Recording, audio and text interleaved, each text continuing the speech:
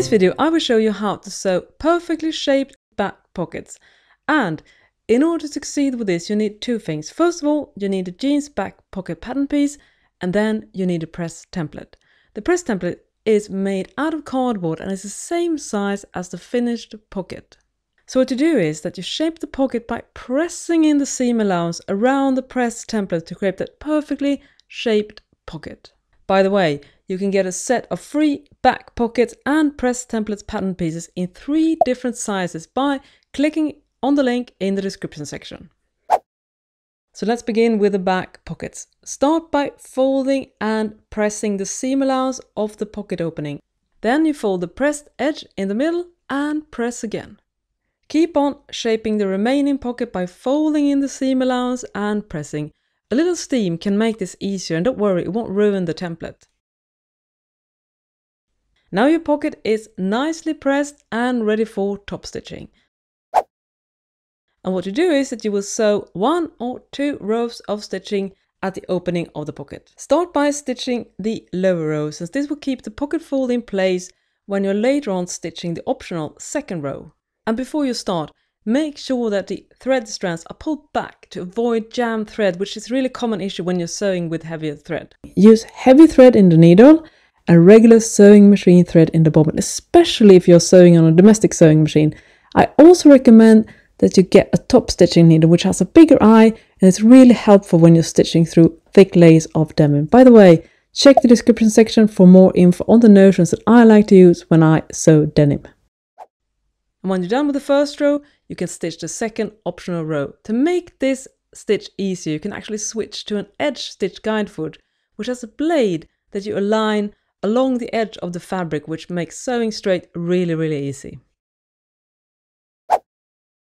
Before you attach the pockets to the jeans, you need to check that the pockets are exactly the same size. So place one pocket on top of the other one, check all side and corners, and if you do see that something is off, just fold and press again to adjust.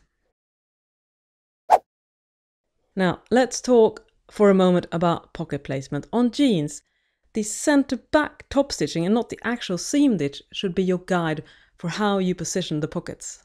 Aim to have roughly the same distance between the left stitching and the left pocket as you have with the right stitching and the right pocket. Now, there is however no exact formula for doing this, so experiment and see what works for your particular project.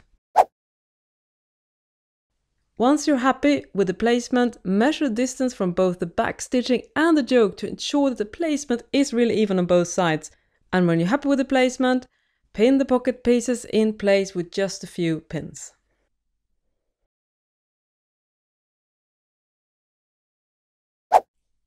Time to stitch the pocket in place, and you'll do that actually in an entire stitching in one continuous sequence as shown here, which means that you'll end at the same spot as you start the sewing, and that both speeds up the process and also creates a much more durable seam. Start stitching from the right outer edge. Stitch along the edge until you reach the lower edge of the pocket. And then, with the needle left in the fabric, lift the presser foot and pivot, and you repeat this step at every corner, and then you sew all the way up to the left outer edge.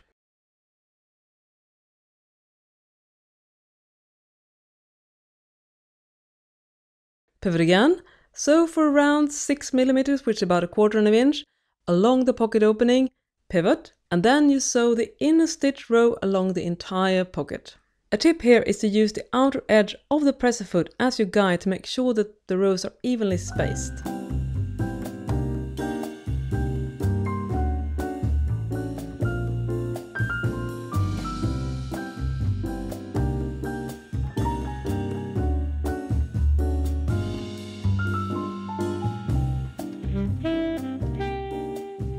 When you reach the upper right corner of the pocket, pivot again and overlap that starting stitch to secure the seam.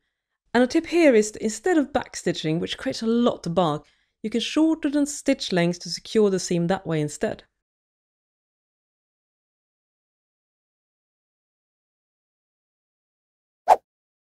And speaking of securing, To create a durable pocket that will stand the test of time, you also need to do some bar tacks. To set up your sewing machine for bar tacks, use a zigzag stitch with the shortest stitch width and length. And remember here, always do a sample to make sure it will work on thick layers before you start stitching the actual pockets. The presser foot needs to be horizontal when you're stitching bar tacks, otherwise the machine can't feed properly. So to level the presser foot, either fold a piece of fabric underneath the presser foot, or you can use a tool like a Jean-A-Ma-Jig or a hump jumper to adjust the foot. Again, you can check the description section for suggestions on tools to get for this purpose. Stitch the bar tack along the upper edge for about a centimeter or so. And you can of course also stitch diagonal bar tacks if you prefer that look. You have so many options when it comes to bar tacks. Just experiment and see what works for you.